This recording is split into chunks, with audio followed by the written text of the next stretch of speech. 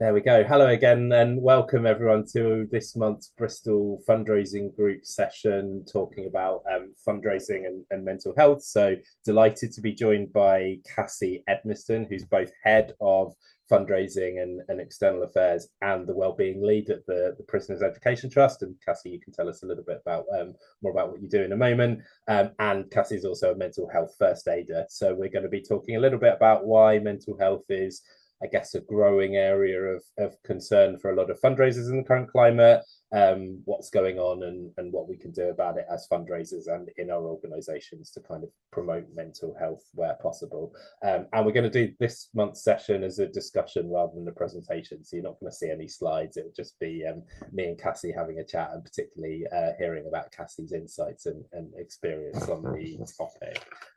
So I think we're pretty much ready to go, Cassie. I don't know if you want to start by telling us just a little bit about your background in the sector and your role at the Prisoners Education Trust. Yeah, absolutely. Hi, everyone. It's really good to see you all, and thank you for having me. I have got my first full-time fundraising role just over 20 years ago now. Before that, was sort of part-time and volunteering and those sorts of things. Had various roles across different fundraising functions, so individual giving, particularly in MEMS and legacies, some events fundraising, but mainly in the trust fundraising space. Had a brief stint in project management where I was looking at commissioning models around cancer services for cancer patients and involving them and carers in commissioning models, and then moved back to fundraising and have been in there since at PET. My roles changed quite a lot at PET, or expanded, I should say, maybe. So when I started, it was just me, but now I manage a team of 5, not all full time. And I look after fundraising functions, as I say, primarily grant making trust, but a bit of individual giving, comms, and more recently, I've also taken on our policy remit. So working closely with our chief exec around responses to government consultations. You'll see news about the sentencing review today, things like that. So yeah, sort of quite broad remit and plenty to be getting on with. Yes, wearing many hats as all of us Yes, fundraisers and I people love who all my work for smaller hats. charities do, indeed. And in addition to those hats, the other hat that I know you wear sometimes is with a view to kind of mental health as well. And I was curious, what led you to have an interest in that and become wellbeing lead at PET and a mental health first aider? Yes, I was thinking about this question. I don't think there's a sort of single point. Obviously, like most of us, if probably all of us, sort of friends, family, my own mental health has been an issue at various points over the years. So it's kind of a natural interest stemming from that. And then I think I like to think I have a reasonable amount of emotional intelligence and empathy, and so often end up sort of checking in with people. And so that's sort of been that sort of floating in the background. And then at PET, it was quite rooted in practicality initially, in the sense that I was looking after a health and safety side of things and making sure we did fire risk assessments and making sure we had physical first aiders. And so it was sort of a natural next step to then start to think about mental health first aid and the issues around that. It was pretty loose pre-pandemic, and like a lot of organizations, it was really the pandemic that made us think about it in a more structured way.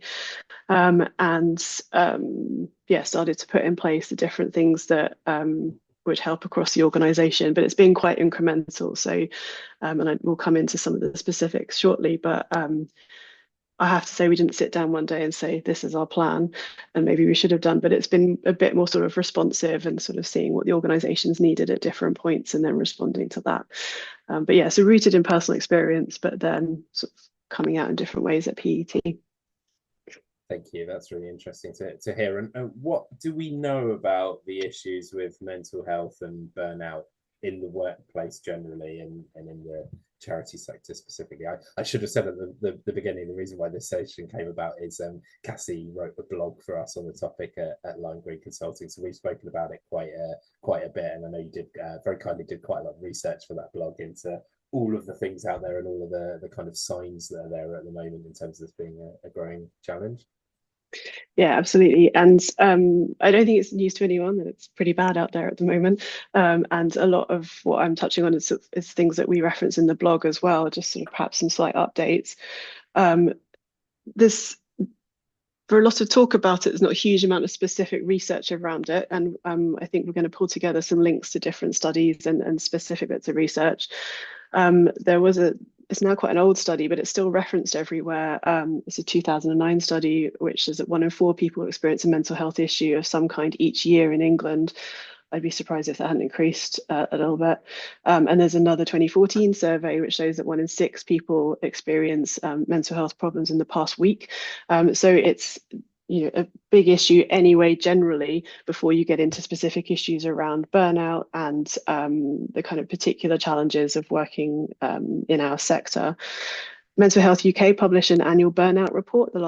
The first one was last year, and we referenced that in the blog. There's a 2025 report that I think came out at the start of this year, which basically shows there's nothing really changed, and if anything, it's got a bit worse. So 91% of UK adults reporting that they experience high and extreme levels of pressure or stress, and almost 1 in 10 people taking short-term sick leave, long-term sick leave, or unpaid leave due to high levels of pressure and stress. In our sector, in the blog, we mentioned Ecclesiastical's 2023 Charity Risk Barometer.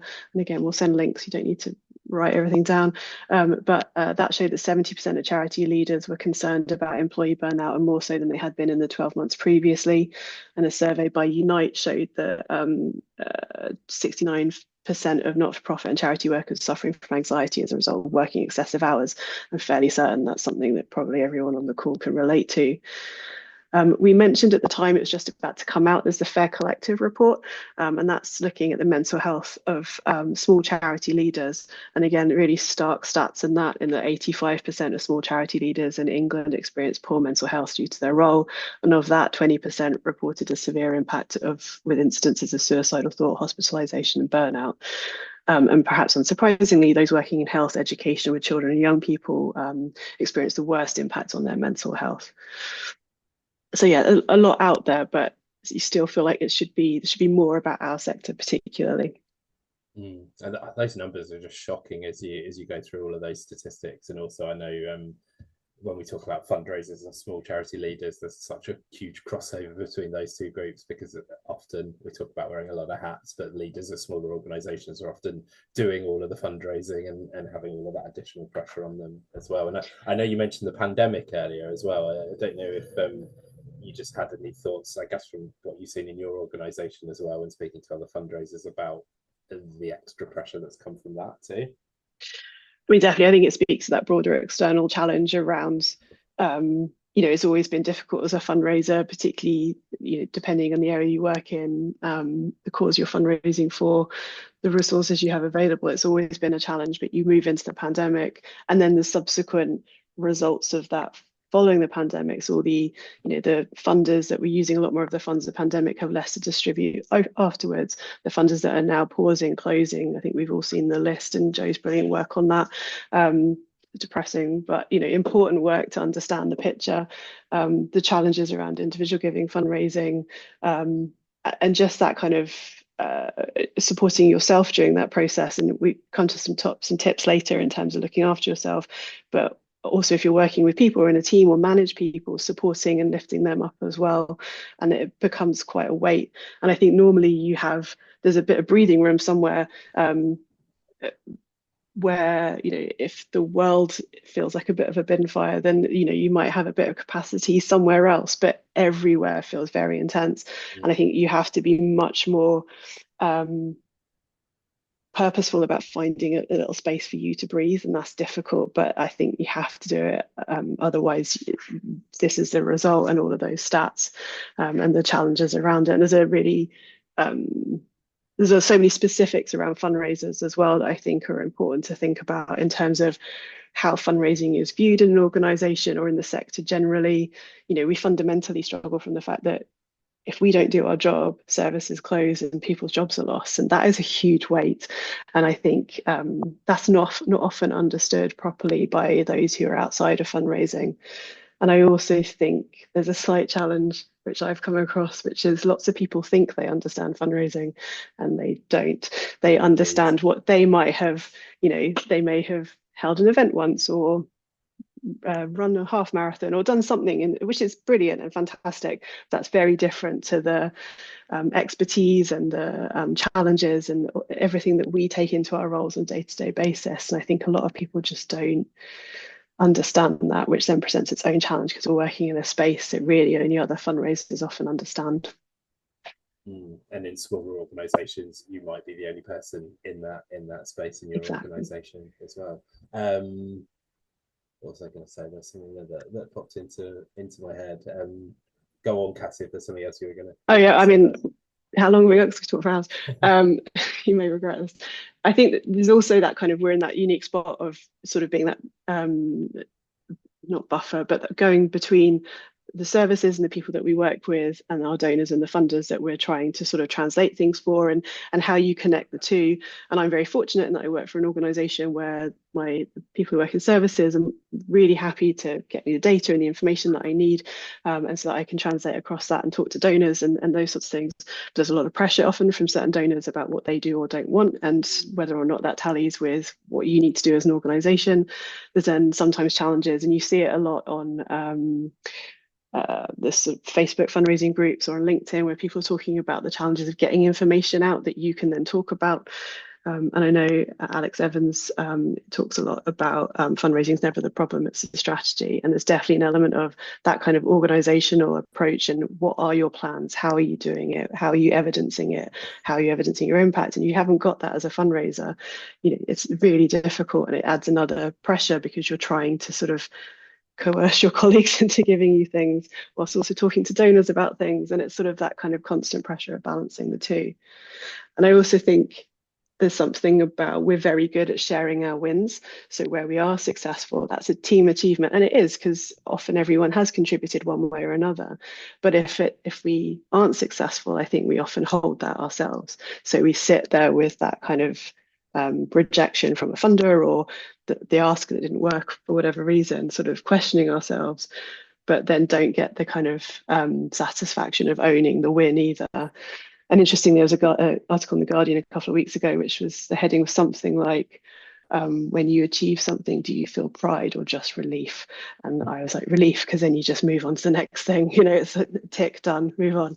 So you don't sort of sit and sort of celebrate it as much as perhaps you should, because we're all very busy and need to get on to the next thing. So yeah, I think there's sort of lots of different aspects. And of course, it depends if you're on your own as a fundraiser, either as a consultant or just you're doing it on your own or as part of your job, all the extra pressures there.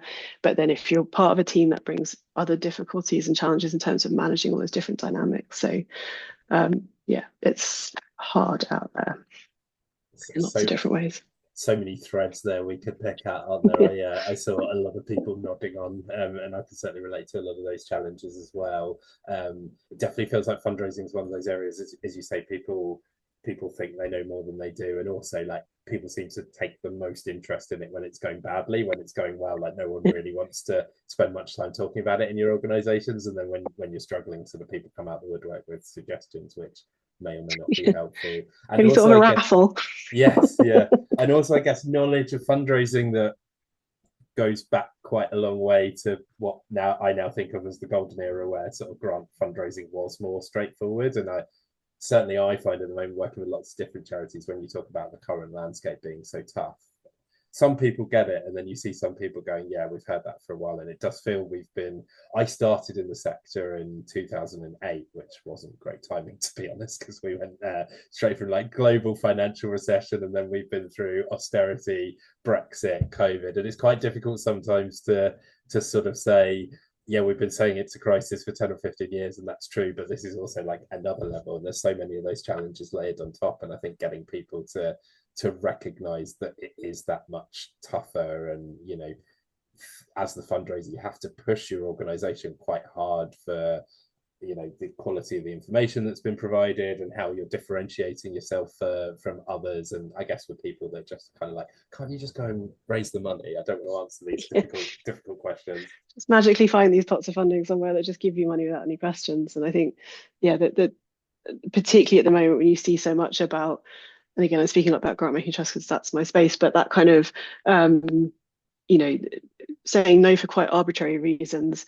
And so you really need to make sure applications are tight and that you've got all the different details and that you've pulled that information through and that you're across everything. And that's easier if you're getting that information from your colleagues and if they're being supportive and they understand what you're doing. And sort of there is something, I think, sometimes about internal understanding of fundraising and how you share that. But yeah, it does make it's so difficult at the moment. and there's also kind of different causes will be experiencing it in different ways potentially, and different funders as they close will have different impacts in different spaces, and sort of trying to understand that across the sector I think is really important. Yeah. Something else that I was actually talking to someone about yesterday is the kind of other challenge that I think is a big one for fundraisers, not so much just now, but generally, is depending on our cause, we can be on the receiving end of like quite a lot of difficult, harrowing information, which we have to sort of pick at and process into campaigns and messages, but you don't really get a chance to sort of process it. And I was listening to something recently, it was a podcast, I can't remember what it was about, but they were touching on counselling and how a really important part of counselling training is to kind of teach counsellors how to compartmentalize and sort of put things into the right place in their heads and step away from it at the end of the day and that kind of thing. And I kind of thought that sounds great, but we don't have any of that as fundraisers. We just, I've certainly, some of the causes I fundraise for, like you read some really difficult information and it's your job to sort of spin it in the right way to work for fundraising, but you don't really get a chance to sort of talk to anyone about that. And when that's combined with the pressure of,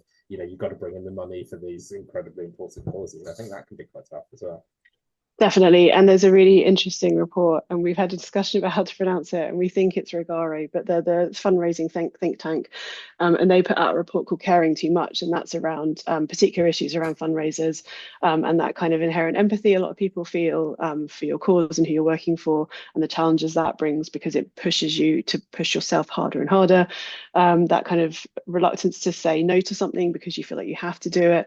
And it speaks a lot about that downplaying the impact on yourself, because there's always that inclination to say the people who work in services, they're at the coal face, they're the ones who are dealing with it, and I as a fundraiser, how I'm feeling and how that's making me feel isn't important, or it's not as bad as that.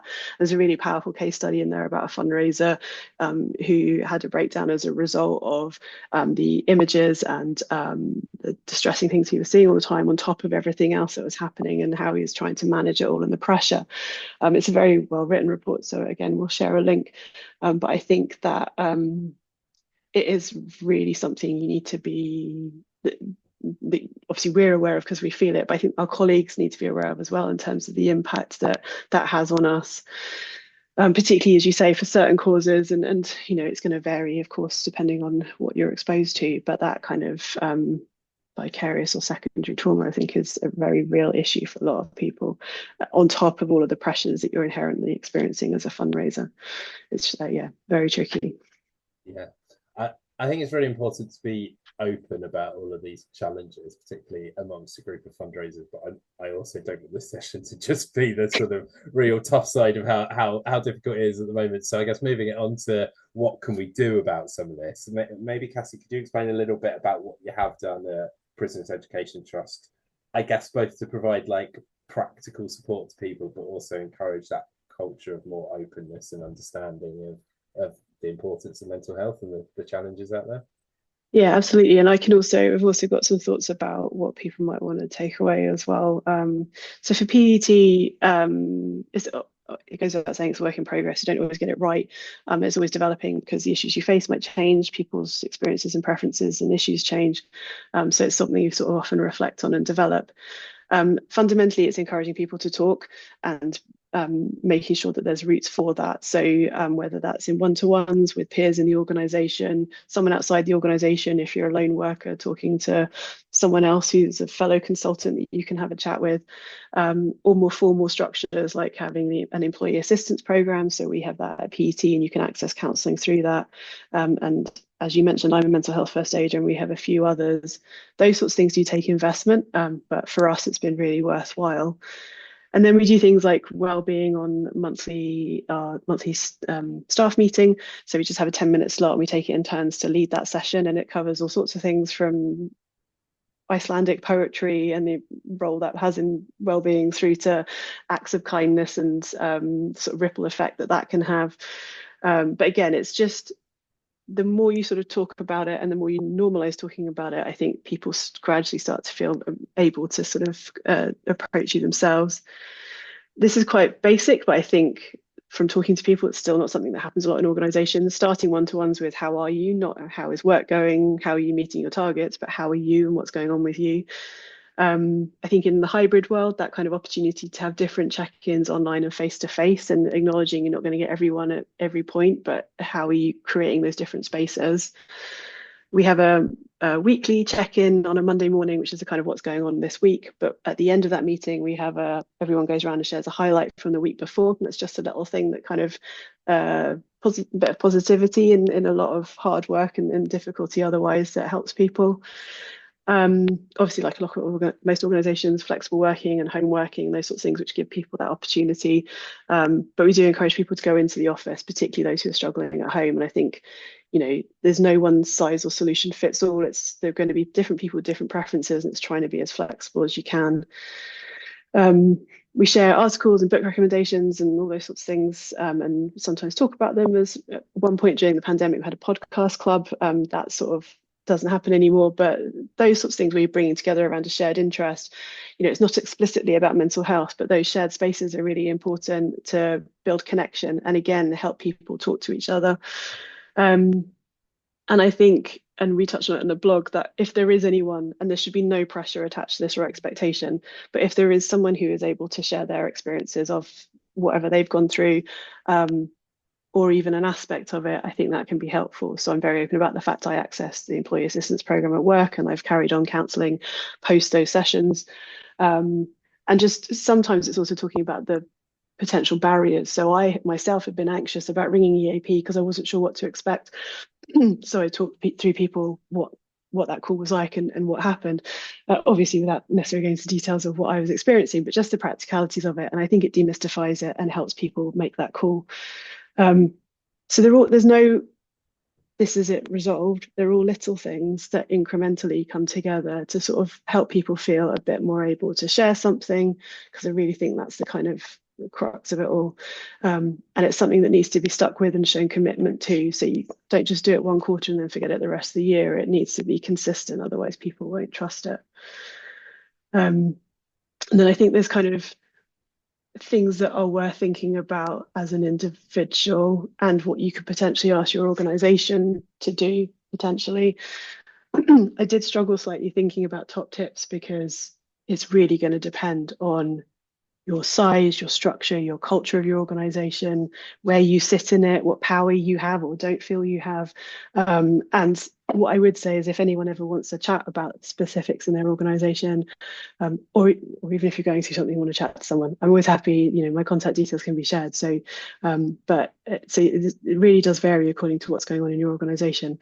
But there is something fundamental about that kind of, it's trite but true, sort of putting on your own oxygen mask before supporting someone else. And you cannot take on the well-being of your organization or those you work with or alongside if you haven't looked after yourself first. And I think that's hugely important. So as I say, talk to someone if you can, whether that's inside your organization, outside.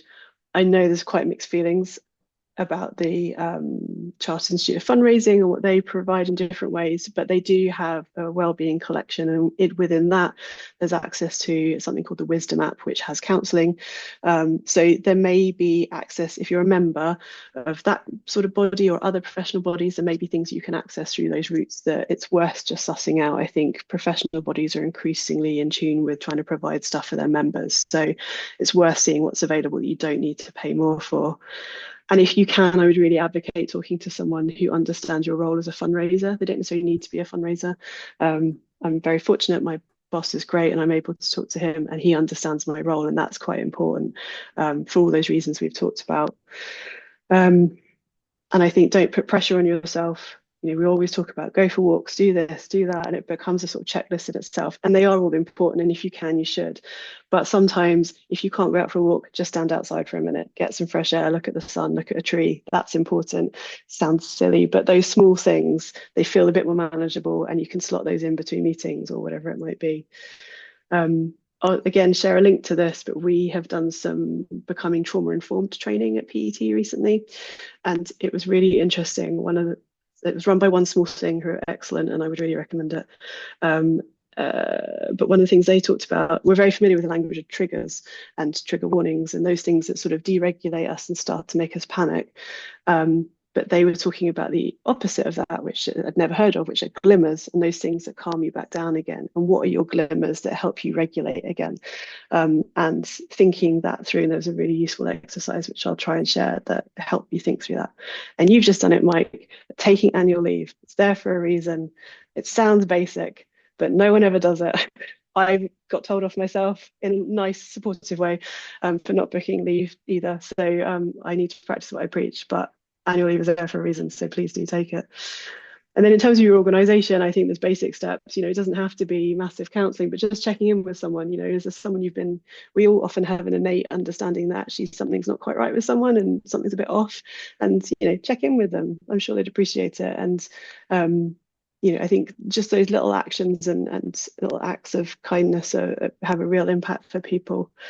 I'd encourage, if you're part of a management team or you can influence your management team, or even if it's just you, I would think about a plan. Whoever you work with in your team or broader, whatever you can control, think about your wellbeing plan and what might work for your organization and what might make a difference.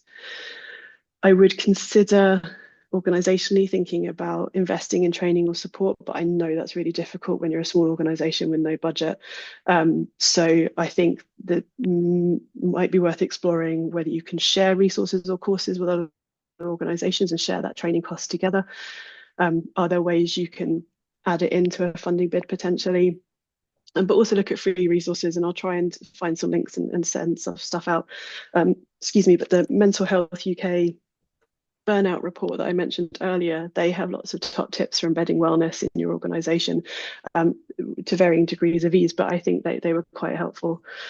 And I would really say organizationally, you can potentially look at spaces where you already have where you can add something. So as I say, we had the staff meeting, we added in a wellbeing slot. It was an easy way to make it part of the conversation. One-to-ones, reframing those are about the person, not about outcomes and outputs and those sorts of things. So think about, where are there spaces where we can have those conversations or those check-ins or whatever it might be. But yeah, they were. Oh, and one other thing that we started doing at PET was we implemented a early finish on the last Friday of the month, or the last day of whatever. If you're part-time and your last day is a Wednesday, then finishing early. And people don't have to take it because, again, you don't want it to be a stress. But a lot of people love it and just sort of suddenly remember that week that they've got an early finish. So are there little things that you can sort of add a bit of flexibility in that will help people on your team? Wow, there's so much there that you've covered, and I'm sure lots of interest to people there. Just a couple of things that were in my head as you were saying all of that. I really appreciate what you said about only if people feel comfortable, but people speaking about their own mental health and their journey and what they've accessed and how it's helped being something that can encourage others. And I wonder if there's something as well, and also again only if people feel comfortable, but senior people in the organization doing that, because I feel some of these initiatives are really well-meaning, but then you have a lot of people that are still slightly afraid to do it, or you have like the CEO talking about mental health and then they're on their emails at midnight every night or whatever, and sort of part of the problem, I guess, in struggling to switch off. So I think there's probably a role there in sort of the people at the top of the organization leading by example and helping to set the right culture where possible. Definitely. And I absolutely acknowledge that I'm in a very privileged position. I sit on the senior management team. I can influence things. I have some control. People will listen to me whether they want to or not. And I know a lot of people aren't. And I think I therefore feel it is my responsibility. And I don't feel any pressure where I want to, but that, as you say, that kind of wanting to share experiences and happy to talk to people and to be, what's the word? Bring things to SMT if someone else doesn't feel comfortable being that conduit. So if someone's struggling and wants a particular issue addressed, although I have to say I think all of our team were lucky, they're pretty approachable.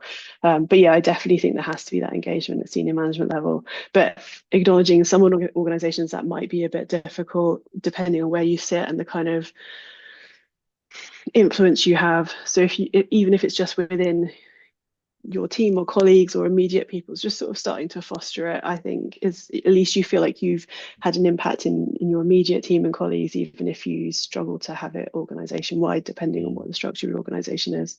But yeah, I think it's really important for senior leadership to be involved in it and to be demonstrating those varied behaviors. And as I say, that's why I need to book my annual leave. Yes.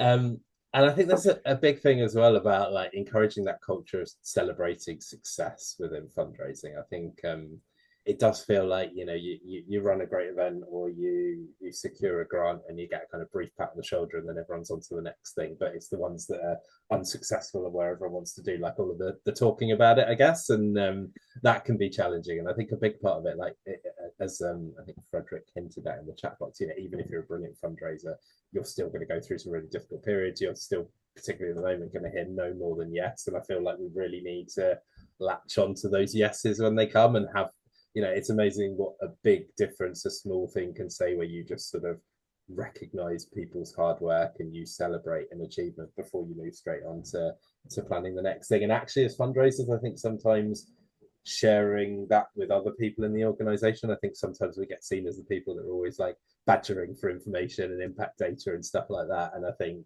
I found it's really helpful when you get a success to kind of go back to people and say, you know, thanks, actually, that case study I think made a real difference to that bid, and just encouraging that positivity around fundraising rather than it just all being about like, what do we need to do, what went wrong, what can we change.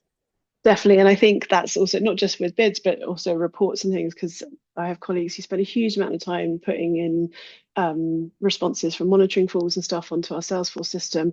And obviously that informs us organizationally, but it also really helps me and my team in terms of our funding reports back about the impact of that particular grant, which then lays the path for the next application. So that kind of, and I'll don't do it as much as I should, and I should do it more, but I try and make a point of saying this is really making a huge difference. You know, this funder loved this report, they love this quote that we got, you know, this data was brilliant, whatever it is. And I think that kind of, not just the bid wins, because as you say, they are challenging, but there's that kind of engagement in the whole process of fundraising, the different elements of it, that I think is really important. And that point you made about celebration, I think what we should acknowledge is there's a lot of brilliant like fundraiser to fundraiser support. If you look on LinkedIn, if you looked on the different groups on fundraising, on Facebook, sorry, you know, the Trust Fundraising group always has tell us about your wins this week. You know, there's a lot of, and in commiseration when something hasn't gone well, like there's so much informal support that goes on all the time, which is just so brilliant. I think needs to be recognized. And I know some people are particularly active on that, and the value of what they bring to that community is hugely important. But I think one thing that perhaps sometimes is missing is that next level. If you're really struggling and you're moving into a space where you do need more counselling support, when I accessed the employee assistance program, they were brilliant in terms of general counselling. It was really helpful, but I felt they never really understood the weight of what I was experiencing and that specific fundraising challenge. And I think that's a bit of a gap sometimes, that kind of expertise in giving counselling and more formal structured support for someone who's struggling, and at the same time understanding what that person's role is. And I think that's a bit of a gap that I've seen. If anyone knows any expert counsellors who also understand fundraising, that we can share the details of, do share. Because even the iOS app is obviously a generic counselling support, it's not fundraising specific. So I think that was a slight gap, but I think there's so much mutual celebration, which is really important, particularly at the moment. And I think, yeah, if we can then build on that within our organizations, and yeah, I think fundraising is often the kind of, there's still a weird dynamic about fundraising outside of fundraising where it's like, oh, it's a bit icky that we have to ask for money. It's like, well, that's what we have to do, you know, and we should be, you know, proud of our expertise and the skills that we bring to that. And, you know, everyone's doing it on this call and beyond is doing a brilliant job and should remember that and be told that all the time. And I think it's sort of, I don't know, fundraising is often the first to be criticised for stuff. And I think, you know, and there's an occasional bit of not brilliant practice, but there's so much brilliant practice that's going on all the time. And I don't think that's recognised or shouted about enough outside of this space. It's just something we probably need to do more of. Yeah, and that was the last thing I wanted to ask you about, really. I mean, you've touched on it already, and I want to make sure we've got some time for other people to ask questions as well. But feels like there's a lot of great resources out there on mental health, and there's a lot of great resources out there for fundraisers, but not many specific things that kind of cover both. And I don't know if you had any thoughts on why that is, and given all of the challenges we've talked about today, I guess what needs to change and what we can try and do to get it to change. Sorry, that's probably an unfair big question. I think, I don't know why that is. I was thinking about that and I'm not sure.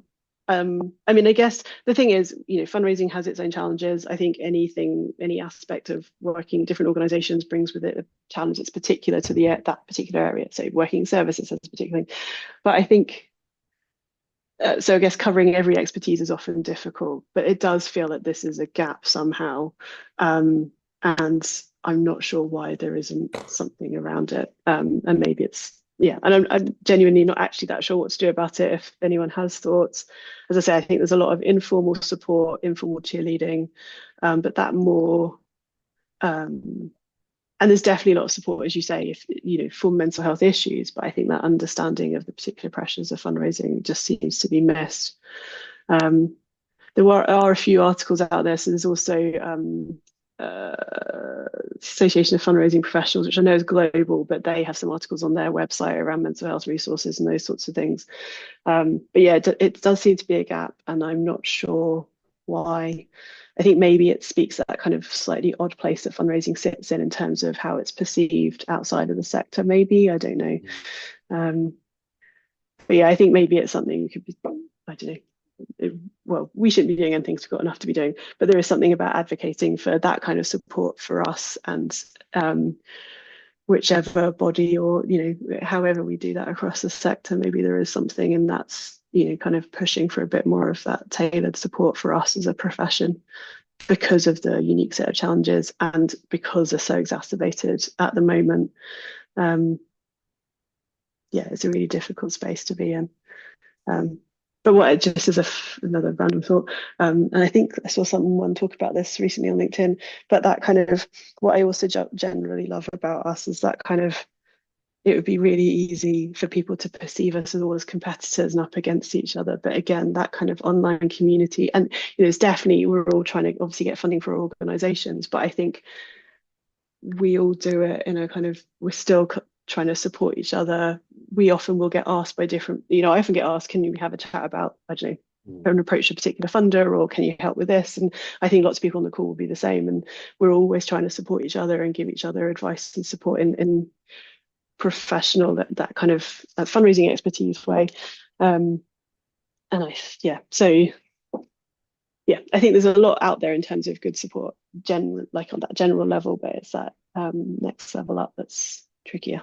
Yeah, and I think there aren't any easy answers to that challenge, are there? But I think what we can all do is just talk about it, like sessions like this and the excellent blog you wrote as well. And just, I think the more people hear, well, like, this is why it's particularly tough as a fundraiser, and those extra layers of things we have to deal with on top of everything else happening in the sector. You kind of hope, if enough of us are doing that and just asking the question, like, are there any resources out there? You'd like to think that some of those big bodies it'll sort of percolate a little bit, and they'll think, oh yeah, maybe we need to be doing something about this. I certainly feel those things that they put out that are less sort of unique and filling gaps than this would be. So hopefully the conversation's the starting point for that. And evidence helps that as well, as we all know from what we do every day, the more you've got to demonstrate why it's needed. And so I think we spoke in the blog about Claire Warner's, I've completely forgotten the name of it, but the survey that she did, Wellbeing survey that she did back in 2019, and she's just rerun, and we encourage people to respond. That report is coming out next month. So there's kind of, the more that we can reference sort of specifics and, not only obviously personal testimony, but also kind of the impact across our profession, I think the more that will push something to happen.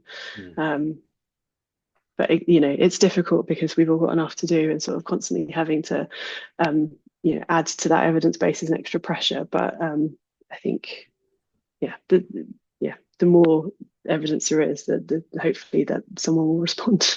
Maybe. We've got a few minutes left, so I just wanted to throw it open to anyone that wanted to ask a question or share a reflection or thought, really. I know there's a couple of things that come in the chat box, which I'm going to catch up on while I wait for people. But if you'd like to ask or share anything, you're welcome to either pop it in the chat box, or what's probably quicker, if you feel happy to, is just raise your hand and feel free to jump in if you'd like to. Kirsten, you've got your hand up. Hiya. Hi. Yeah. Thank you so much for that. I found it really, really interesting. It was just like a little reflection, really. when you were talking earlier about that kind of bringing the team together to sort of have shared experiences, and how I actually feel like those informal moments are so powerful. So in our organization, a couple of months ago, somebody donated a jigsaw puzzle that was supposed to go to like a little kind of book fair that we do every month. But the jigsaw puzzle actually ended up in the staff room, and we collectively did this jigsaw puzzle just, half an hour here and there every lunch break when the weather was really bad. And I can't tell you the joy it brought us as a team working on that jigsaw puzzle together. And at the end of, I think it probably took us about 2 months. It was like quite a tricky 1,000 piece puzzle. And at the end, when one of our colleagues like put the final piece in, like we were all hugging each other. And it was Oh, just so funny, but it was such a simple little thing that really just brought people together, encouraged people to take breaks because we really wanted to like see this puzzle through to the end. And subsequently, we've bought more puzzles for the staff room, and this is just going to be like an ongoing thing that we do. So, yeah, I really valued you sharing that, and really reminded me of that jigsaw puzzle. So, thank you. oh, thank you for sharing. That's amazing. And as someone who I bubbled with my sister during one of the lockdowns, and we did a lot of puzzles, I completely understand the joy that puzzling brings. So yeah, and I think that's the thing. It doesn't need to be overcomplicated or sort of a massively structured thing. But there is that just finding the thing that works for you and your team in whatever way that is. And it might be online, it might be face to face. Different things work for different people. But yeah, I love it. That's great. Yeah, that's Love a good fantastic. puzzle. It's easy to not do anything because it feels like you can't work out what the big things are, but I think those little things can make a huge difference sometimes, can't they? So thank you so much, Kirsten. And Lizzie, you've got your hand up. I don't know if you want to jump in. Yeah, hi. I can see a few people I know on the call. So it's just really good to hear that, like, we're not like alone, and that it's really, really tough times. I think that's the most important thing, because sometimes you can see everybody having these amazing successes online, on LinkedIn, on fundraising groups, and you think, oh gosh, why are we not having these? And I think especially when you're a smaller charity, it's hard because you can't often go for charity of the year kind of big wins and that kind of thing. So we're a smaller charity because you wouldn't be able to you wouldn't be able to offer all the volunteering opportunities, all the support those charity of the year partnerships require. And so you're kind of constantly chasing these smaller partnerships, but companies want to keep their money in-house. That's what we're kind of finding. They want to offer in-kind contributions, and they want to fund their staff to do the support for you, but it's just really tough. And I feel like it's changed so much even in the last 3 years. 3-4 years, it just feels like a totally different landscape. So it's just good to know that you're not alone. So thank you for the tips. I'm going to go away and buy a puzzle, and I'm going to look at all your slides after. Thank you, Cassie. Definitely not alone. And I think that shift and the sort of slightly random demands that are placed on organizations by different corporate supporters or others. I mean, we always get asked if people can go and volunteer in prison or man our advice line, and volunteer on our advice line, and no is the answer. And that's there are too many complex scenarios, and we just can't do it. But people just sort of blithely think they can come in and do anything, and I think the expectations that they have are very different to the realities, and that's difficult to manage as well, because you want to keep positive relationships, but the realities of different situations mean that that's possible. But yeah, you're definitely not alone. And I think that is the challenge with platforms like LinkedIn, and I've felt it myself sometimes, is that kind of lots of people just shouting about lots of things and certain successes, and it's so I sometimes struggle to post on it because I don't want to just add another random voice to it. So yeah, it's difficult, but I'm certain you're doing brilliant things, and even if it's not a massive charity award, you should still be shouting about the things you are doing, because they'll be brilliant. Yeah. And I mean, I guess maybe something for everyone to reflect on is that LinkedIn doesn't just have to be used to celebrate the successes. I mean, I think that's also part of it and really important, but it's another platform to open up some of these conversations, and I think people do find it really reassuring to know about the struggles as well. And I've seen great posts from people kind of reflecting on that and how they're feeling at the moment, and just contributing to that feeling, because you're absolutely right, Lizzie. I think all social media does project that feeling that everything's rosy, and I think if we all talk about all sides of it and present a broader, more representative view, I think that can be really helpful as well. I think Frederick on the call, I think he was the one who posted on LinkedIn fairly recently about a rage room and how that's what fundraisers need, which made me laugh, because in amongst all the kind of people sharing different things, to see that post and the kind of realities of how we might be feeling was quite good to see. So, but yeah, and I think again, it's like LinkedIn is really no different to any other social media platform. You're seeing what people want to share, right? So, just because talking about whatever award, you don't know, there's a whole host of other stuff going on that's they're not talking about. So it's only ever a snapshot. And I always feel that like employed fundraisers that work for a charity always sort of censoring what they feel they can say as well. And it's certainly something, because I'm a consultant rather than an in-house fundraiser, and so I'm not like identified to any organization. And I think for those of us who are in that position, we've got a role we can play as well by sort of having the rants where needed. And every time I do that, some people will engage with it publicly, and you'll get one or two people saying like, I was thinking the exact same thing, but I just don't feel I can say it because of the fact it might be seen by one of our funders or one of our donors. So I think if for whatever reason you feel able to sort of do that, it's good to do that for the people that can't as well. Sophie, you've got your hand up. Hi, thank you. Yeah, I've just got a question that's come in anonymously on the chat that I just wanted to ask. So what advice, Cassie, would you give to someone who's supporting a member through a period of poor mental health? Because it can be really difficult to say, leave things at work and not to take the stress home and things. Do you have any advice you could give? It's really difficult and quite difficult to give sort of generic advice, because obviously it depends completely on what's going on in the particular circumstances. There is something about helping them to manage any workload or tasks that they have to do as best they can, so that if there is stuff that they can park and leave, so my boss will often talk to me, okay, is there something we can not do for a while, we can just pause for now. There is something about trying to manage workload, but there is always going to be a limit to that. I think otherwise it really is just about that kind of pastoral checking in. Can I help you right now? How are you feeling today? Maybe even helping them break down what they need to do and how they do it. So, whether that's day to day or week to week. So what you're going to focus on this week? What can I help you with? It is tricky because you also don't want to overload yourself. So it's a bit of a balance, but I think helping them to get through a really difficult time has got to be the priority. There's obviously also seeing if they want to or have access to any professional support. So if you don't have anything available through your work, then suggesting they talk to their GP, or depending on any networks they might be part of, or as I say, professional bodies, if there's any support services they can access.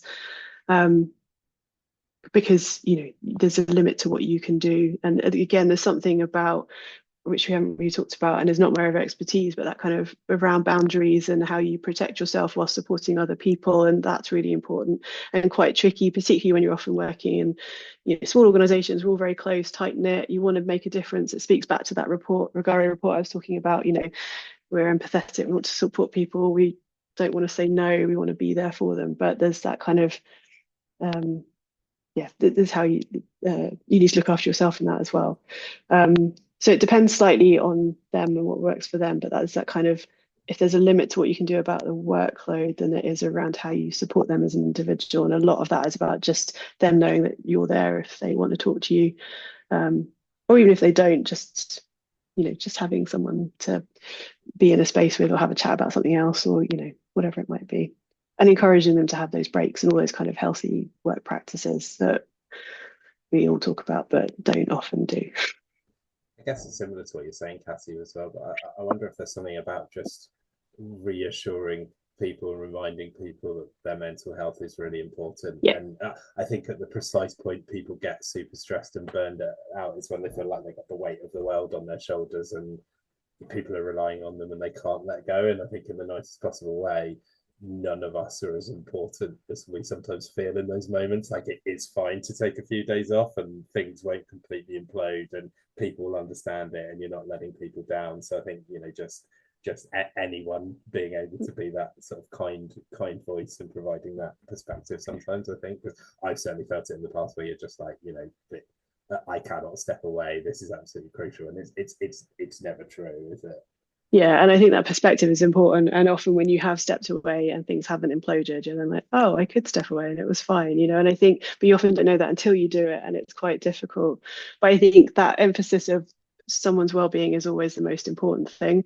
You cannot function or deliver well or do your job well if you are breaking, and I think that's really important. And I think the other thing to remember is to sometimes you don't recognize what it is you're going through until you get to a point of burnout or breakdown,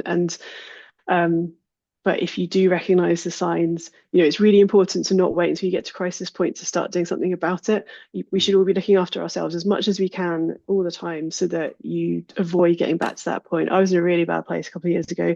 I'm still not brilliant, but I'm better and I'm managing it better. And I can sort of, I now, although I haven't booked a block of annual leave, I have booked a day here and there, and it's just given me that breathing room. And I think there's kind of, it's trying to not get to, you don't want people at crisis point, because that's when it's most difficult to come back, and when things are then really difficult to manage. And just from a practical point, it's difficult to manage if that happens. So I think for well-being is the most important thing, but generally it's important to sort of try and embed lots of good, as much good practice as you can, acknowledging there's lots of pressures, it's difficult and all of those things, but little bits here and there will make a difference. Just one more question that popped into my head to ask Cassie is there anything we shouldn't do when we're trying to help people? Because I think we're talking about encouraging more openness, but I know sometimes particularly if people are really struggling, or if we're not actually the right person to help them, sometimes you can be very well-meaning but not able to kind of say or do the right thing, and sometimes it is that someone requires sort of something specialist and professional. And thanks to Frederick, by the way, for sharing a few really helpful links in the chat box to local minds and Calm and the Samaritans as well. But is there at any point where you have to kind of go, I want to help, but I should do something different because it might do more harm than good? I mean, there's definitely recognizing the limitations of your expertise and understanding, and you should check in with someone, but by default be making sure that they seek some professional support, whatever that looks like, whether that's GP, counselling, and whether that's, or even calling Samaritans, the different services.